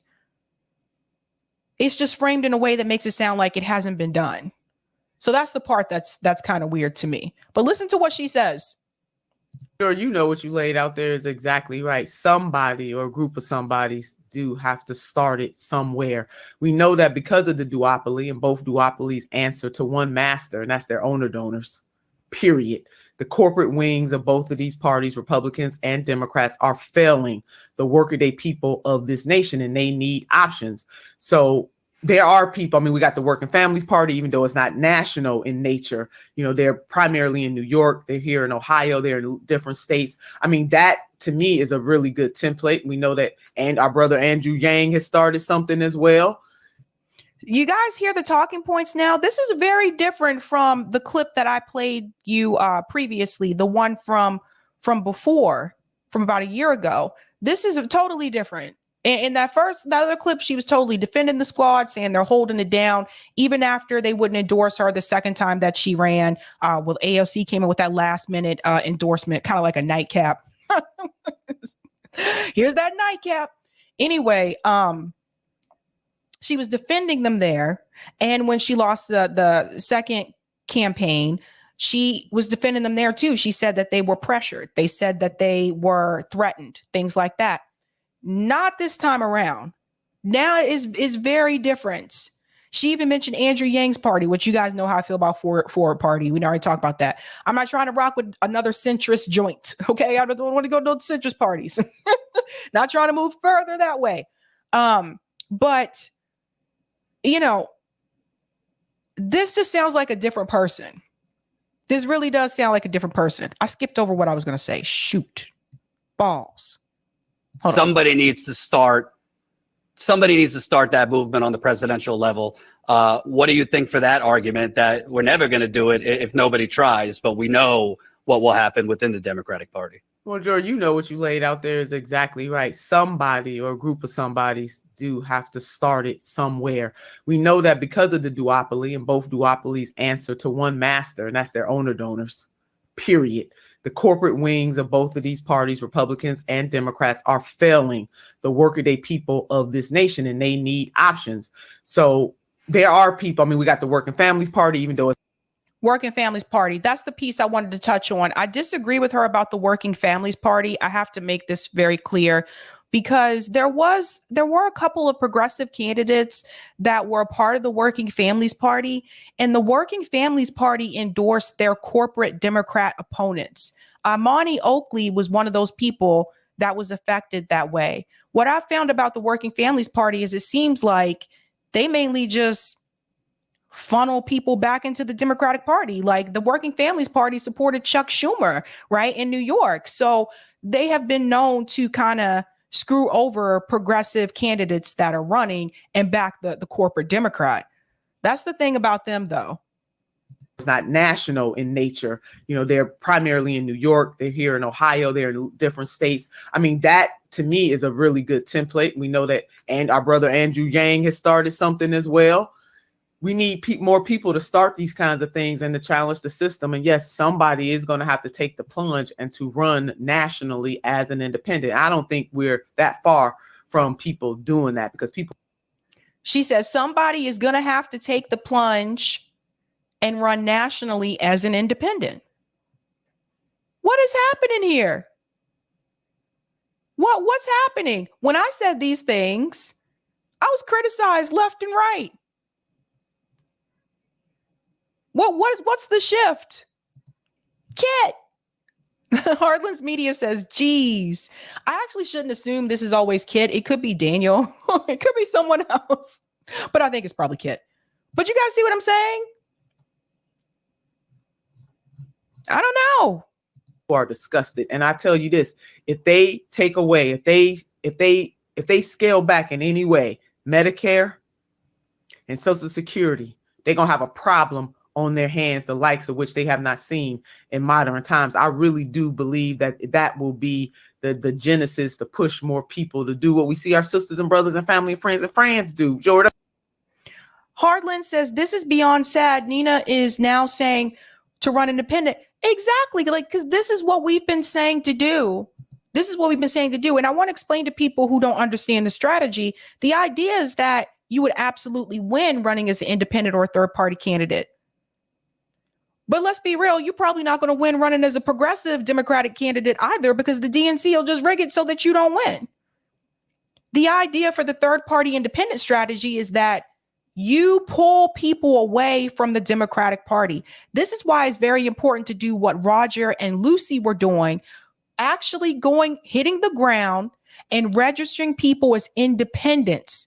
Now, some of you say, my friends are diehard liberals and they support the Democratic Party regardless who the candidate is. Okay, so you may not be able to flip them. But don't just focus on them. Focus on non-registered voters. Focus on people who don't usually vote. Go get those people and register them as independents. Get the younger people. More of the younger people, they understand. You know, they're willing to be a little bit more bold. You know? But I think if you're looking at it as though this person has to win and our only best chances of doing that is to have someone run as a progressive Democrat, even though I argue against that strategy too, because like I said, we can't ignore the elephant in the room, which is that the Democratic Party, the DNC, is going to find a way to rig it. They cheat Bernie Sanders 2 election cycles in a row. They'll find a way to make it so that that candidate doesn't get in. And, you know, I think Marianne Williamson is probably going to do that path. I don't know for sure, but it's probably going to do that path. But she's going to run into the same problem that Bernie Sanders ran into. And so that's why I'm saying there's a big, giant elephant in the room. And I feel like nobody wants to try to tackle that elephant. You know, like, how do you get the elephant to move out of the room? Have you ever tried to pick up an elephant's tuft? You can't pick up his foot. You can't do it. But there's this big elephant that's in the room. And I feel like when people keep saying this is our best chance, Bernie Sanders got to the 5-yard line. Yeah. So you think the next person that does the same thing Bernie Sanders do is actually going to make it to the finish line? If they stop Bernie Sanders at the 5-yard line, you think they're going to let the next person even get to the 5-yard line this time around? No, they're going to get tackled probably on the 20-yard line right after they punt the ball to that team. They're going to start to run. They're going to get tackled right there at the 20-yard line. They already know the game now.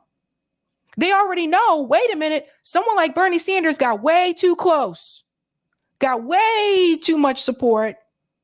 grassroots donations, thousands of people at his rallies. We can never let that happen again.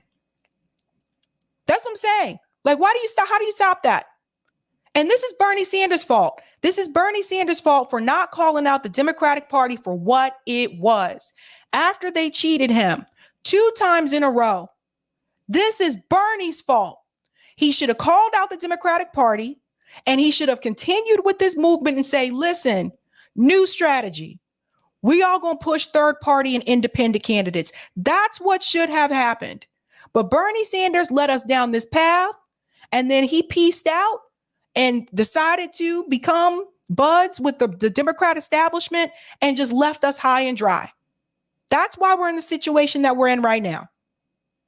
Sorry, but he needs to take full blame and full responsibility for that. I mean, the man said he was going to up the retirement age by 2 years from 62 to 64. Millions of them took to the streets instantly. It didn't take a whole lot because they are very cognizant of what they deserve, and that people deserve to be able to retire at an age where they still can enjoy their lives and not retire with your back broken down.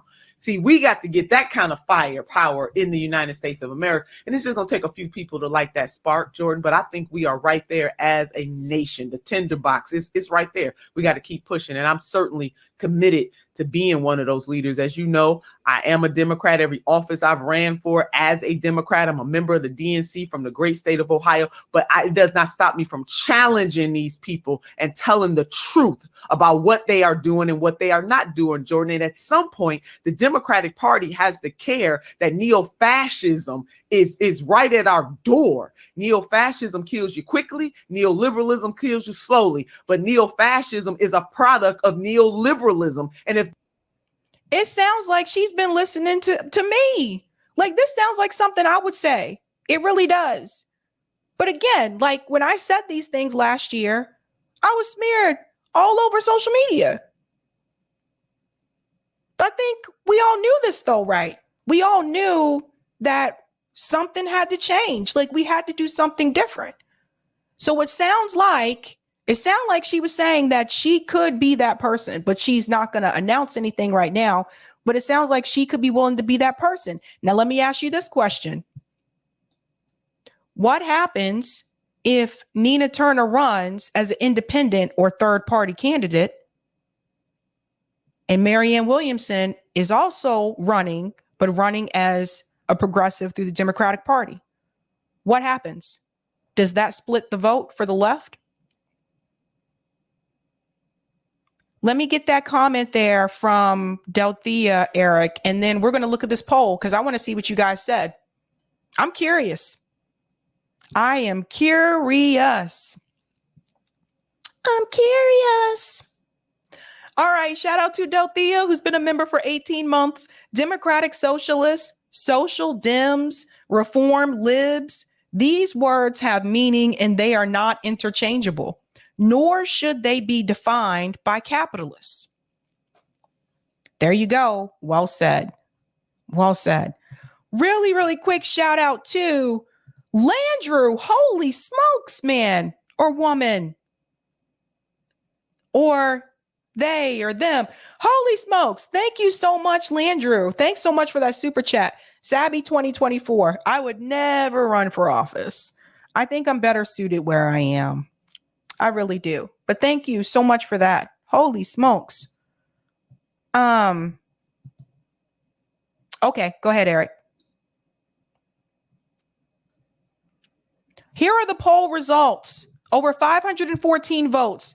Would you vote for Nina Turner for president? Yes, if she ran as a Democrat is 4%. Yes, only as a third party candidate is 33%. And what happened? Oh, okay, sorry. No for Dem or third party. So no, regardless if she ran as a Democrat candidate or if she ran as a third party candidate. 41% of you said no, regardless. And 22% said not sure. So I hope Nina Turner would see this, like this poll. Those of you who know Nina like that, you might want to show her this poll. Because what's interesting is 33% said yes if she ran third party. Only 4% said yes if she ran as a Democrat. So if you know Nina like that, you should show her those poll results. Thanks so much, Eric. Pretty based, huh?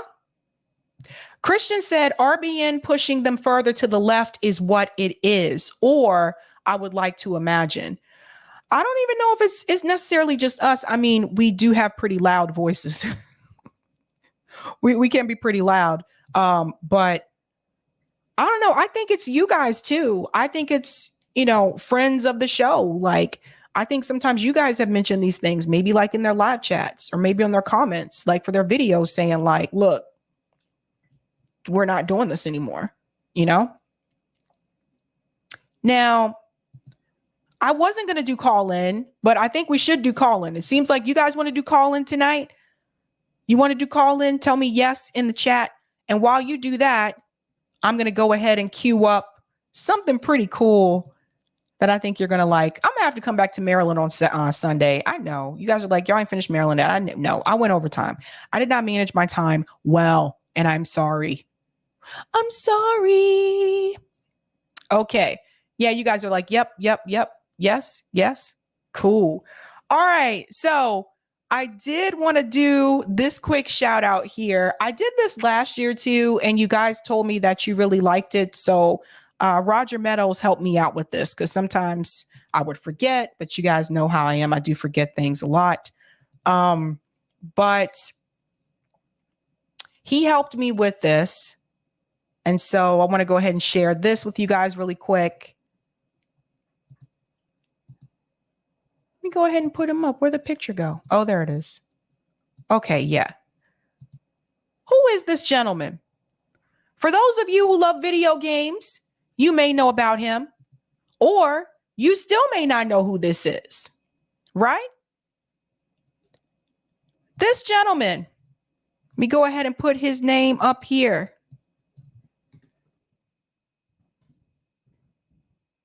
This gentleman,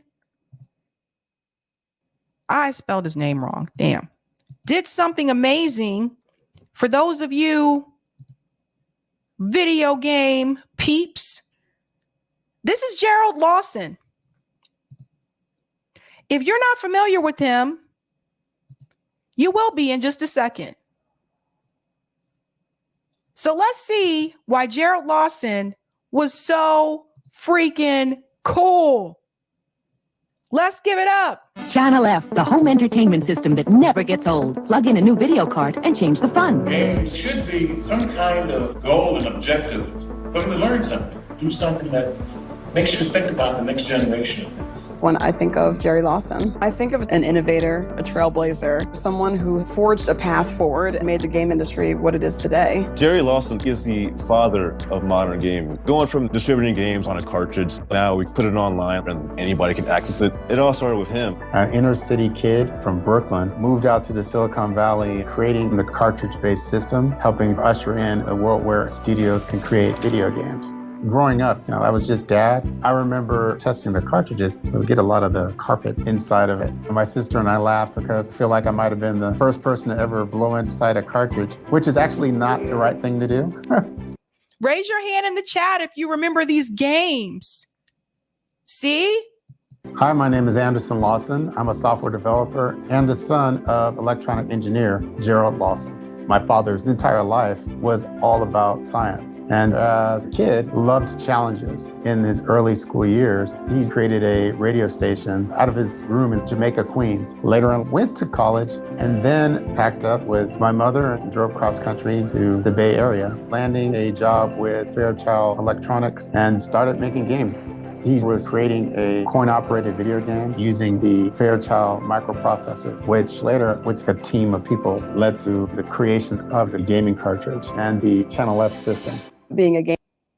Gerald Lawson. I'm not going to play the entire interview, but that is our first shout out for Black History Month is Gerald Lawson. Without Gerald Lawson, you wouldn't have had the video game cartridge. A lot of people don't know that. So I think that's important for people to know. Whoop, whoop. So shout out to Gerald Lawson. All right, Eric, I'm going to take a really quick break and then we'll do call in. I just got to create the link. All right. Can you hear me? We can. Whee! All right.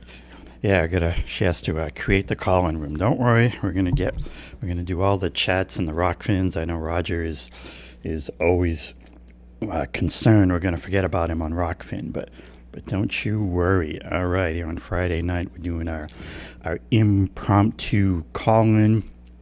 Sabby's setting that up now, so we actually don't have the link right away, but once she gets that set up, we will have the link for you. All right, let's see what we got. We got a whole bunch of chats. Let's see. Thanks for this from Robbie Rob. Excuse me. Nina has disappointed me for the last time. Yep, I feel ya. A lot of people off the Nina train. From the Oracle, that anti-socialism bill was kabuki theater and nothing more. They need to be ashamed of themselves. And I definitely agree with that. And it's that game. They like to play to just gin up the left versus right.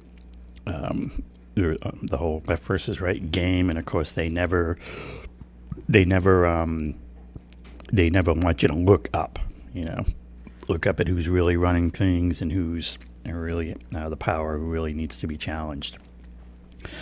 From NG, I had to check out this when he put in, since we'll see, I don't know if Kit's still here, but he said, since Kit is here, I'm just going to say again that Chicago style is fine for what it is, but New York style pizza is the best pizza of all time. Yes, the Chicago New York pizza wars continue. I don't think they'll ever end. Carl Synth said DSA is a fraudulent organization built by class traders. Yep. We had this from YepX. DSA is purposely gaslighting people into believing they're socialist when in fact they are liberals. I feel you there, YepX, and thanks for all the super chats and so forth tonight. From the old Bad Cookies, most Americans don't even know what socialist is. Yeah, I mean, I have to chuckle when there's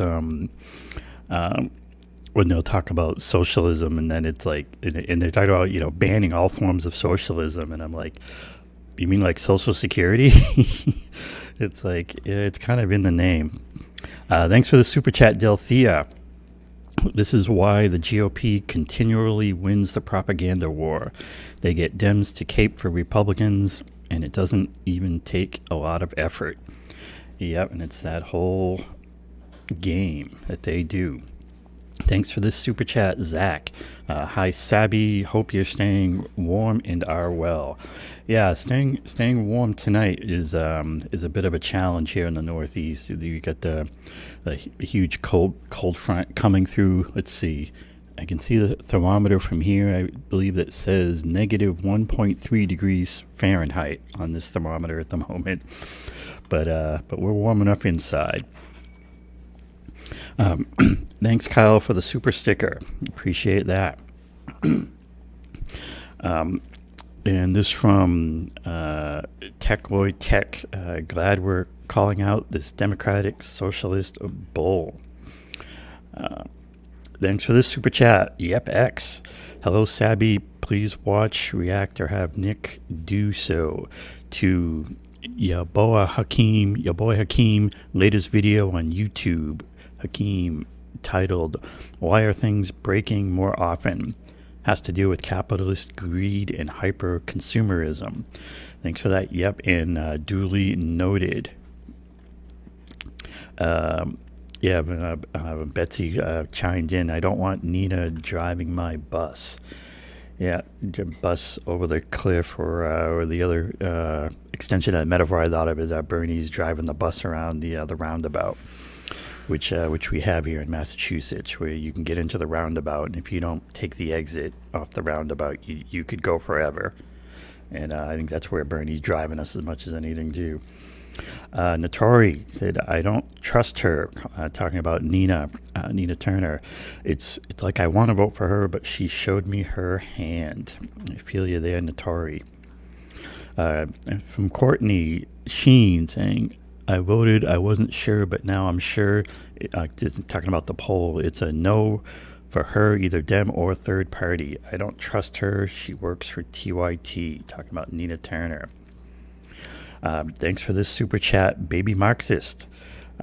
Second Thoughts podcast, the deprogram helped me transition from being a social democrat to a communist.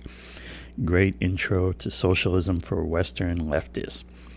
Yeah, I mean, sometimes I think about this whole, communism, how the word's been so made so toxic and poisonous and scary and whatnot. And really, at its core, I mean, what's the definition of communism? It's basically, to me, it's like real socialism. It just basically means that the actual mass of people who work in an enterprise get to run the enterprise. That's really definitionally communism. And thanks, Lindsay Wilson Live, for becoming a new member on YouTube. Thanks for that. All right, and let's look at what's happening over here on the fins, the old rock fins. We'll kick that over. Roger said, I love the way Sabrina looked at us and said nothing when the interview was over. She just glanced at us and kept it moving. Yeah, I know what you mean, Mr. Roger. Let's get to the next one here. I'm going to start saying here like CJ does on his live stream.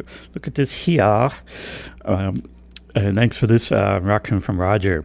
Sabrina, I would not underestimate the intelligence of Gen Z just yet. When you fear that the establishment will fool them of what socialism is and what socialist politicians are, they might just surprise you. I know they have before, when you thought they'd be fooled by the BS, and then they pleasantly proved you wrong. I forgot what the subject was, though, but I remember you saying this before, and then boom, they like, nope.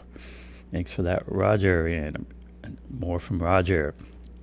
This is the reason why I say to those in favor of reforming the corporate boardroom, to have those representing workers of the company on the board is not the way, because you left the corporate business model intact.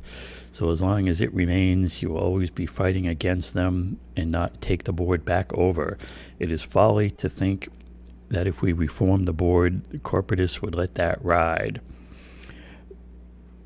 And also this from Roger. Let me get that scrolled up. No, the corporatists will fight to take back complete ownership of the board until they take it. They have patience, and they demonstrated this in the 40-year period between FDR and Reagan by carefully, bit by bit, rolling back all that worker-friendly legislation until we are right back to where we started. We don't need reformation, but transformation. Replace the corporate business model with co-op business model. And thanks for that, Mr. Roger Meadows on the Rockfins. All right, I think we're about ready to jump into call-in, because obviously, Sabrina, you haven't done enough this week, so. Yep, here we go. All right, we'll see you in there. Share this. Roger said, we don't need no reformation. We don't need no reformation. It's like that song, Education. We don't need no reformation. Let's do it. All right. We're going to go ahead and do call in tonight, since you guys want to. Episode 78, Nina Turner or Jon Stasevich 2024. Who would you vote for in 2024? Jon Stasevich is running as an independent. I just interviewed him again tonight. Nina Turner is a possibility as well. Let's go ahead and talk about it. We're going to do it, guys. Let's head on over there to call in. The link is pinned to the top of the chat. Again, you know how we do this. Have a good night. Keep up the fight.